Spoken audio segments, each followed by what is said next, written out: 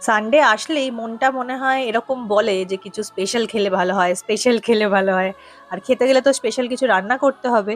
তো যাই হোক, সানডে হলে মোটামুটি চিকেন তো বাড়িতে আসেই। তো সেই অনুযায়ী চিকেন এসেছে দেখে ভাবলাম আজকে গন্ধরাজ চিকেন বানাবো। তাই নুন, হলুদ আর একটা গন্ধরাজ লেবুর খোসাটাকে এরকম গ্রেট করে দিলাম। তার মধ্যে দিচ্ছি আদা, রসুন আর কাঁচা লঙ্কা বাটা।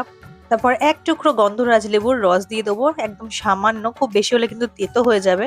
আর দিচ্ছি এখানে গোলমরিচের গুঁড়ো। তারপর এর মধ্যে দেব টক দই, বেশ কিছুটা পরিমাণে টক দই দিয়ে একসঙ্গে মাখিয়ে প্রায় 40 থেকে 45 মিনিট আমি এটাকে রেখে দেবো। একবার আমি গন্ধরাজ কাতলা বানিয়েছিলাম, সেটাও কিন্তু দারুণ হয়েছিল খেতে। আর এই গন্ধরাজ চিকেনের রেসিপিটা না কিছুদিন ধরে আমার সামনে খুব আসা যাওয়া করছিল, যেটা হয় আর কি, একটা জিনিস দেখতে থাকলে বারবার একই রকমের জিনিস আসতে থাকে। তো সেই থেকেই মাথায় ঘুরছিল একদিন বানাবো একদিন বানাবো। তো আজকে দিনটা ফাইনালি চলেই আসলো, ভাবলাম বানিয়েই ফেলি। আর ওয়েট কিসের, তেলে সামান্য আমি জিরে ফোড়ন দিলাম, গোটা গরম মশলা ছিল না আমার কাছে, থাকলে গোটা গরম মশলা ফোড়ন দেওয়া যেতে পারে। তারপর দিলাম পেঁয়াজ কুচি। এবার পেঁয়াজটাকে ভালো করে ভাজবো।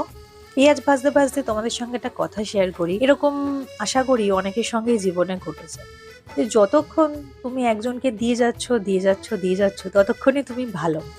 আর যখনই তুমি তাকে একটা বিষয়ের না আমি দেব না বলে দিলে, তখনই তুমি হয়ে গেলে প্রচন্ড খারাপ। তুমি কি কি করেছো তার জন্য, কত বছর ধরে করেছো তার জন্য, সে সব বৃথা। ওই একটা না তোমার পিছনে ফেলে আসা সব হ্যাগুলোকে ভুলিয়ে দেওয়ার জন্য যথেষ্ট।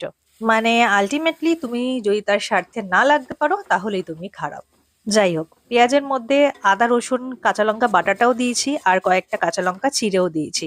আর একটা বাটির মধ্যে নুন, হলুদ আর লঙ্কা গুঁড়ো একটু জল দিয়ে গুলে সেটা দিয়ে ভালো করে কষিয়ে নিয়ে তারপর দিয়ে দিচ্ছি চিকেনটা। চিকেনটা তো দেখিয়েছিলাম আগে কি কি দিয়ে মাখিয়ে রেখেছিলাম, 40 45 মিনিটের মতন।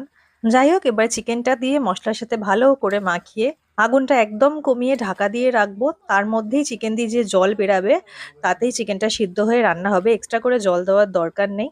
আর এতক্ষণ ওই যে কথাটা আমি বলছিলাম না, যে স্বার্থ পূরণ করতে না পারলেই তুমি খারাপ, এটা কিন্তু একদম খাঁটি কথা। আমরা সবাইকেই অনেক কাছের মানুষ ভেবে ফেলি, কিন্তু সত্যি কি হয় তা?